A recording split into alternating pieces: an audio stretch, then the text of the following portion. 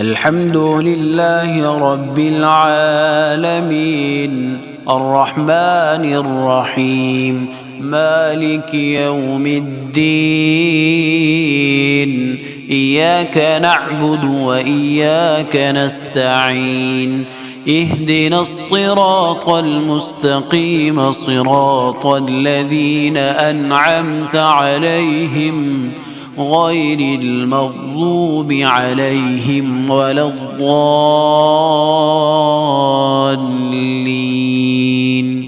ولقد كتبنا في الزبور من بعد الذكر أن الأرض